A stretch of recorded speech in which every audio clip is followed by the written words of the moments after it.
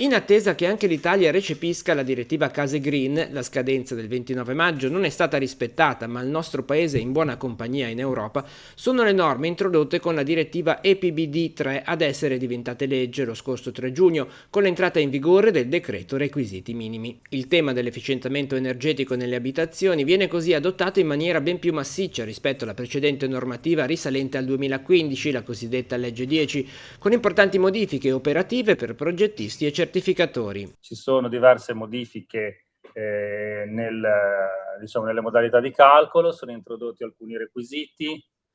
ad esempio ricarica di veicoli elettrici, insomma ci sono diverse novità importanti. Gli aggiornamenti introdotti dal decreto requisiti minimi impattano anche sul decreto CAM, i criteri ambientali minimi per gli edifici pubblici, mentre ad agosto entreranno in vigore nuove disposizioni sulle fonti rinnovabili. Gli aggiornamenti del decreto requisiti minimi si ripercuotono anche sul decreto CAM, perché cambiano alcune modalità di definizione degli interventi, per cui in cascata cambiano anche obblighi, ad esempio c'è l'obbligo della ventilazione meccanica controllata che dipende dagli ambiti di applicazione dei requisiti minimi, quindi bisogna essere aggiornati sui requisiti minimi anche per applicare i CAM. E in più ad agosto entreranno in vigore nuovi obblighi sulle fonti rinnovabili, anche questi correlati a alcune modifiche dei requisiti minimi. Quindi è importante essere aggiornati su tutto questo quadro che quest'anno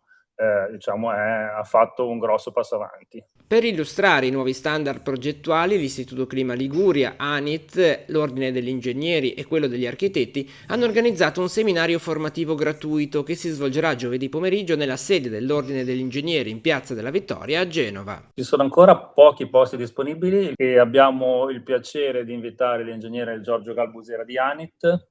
l'Associazione Nazionale Isolamento Termico e Acustico, e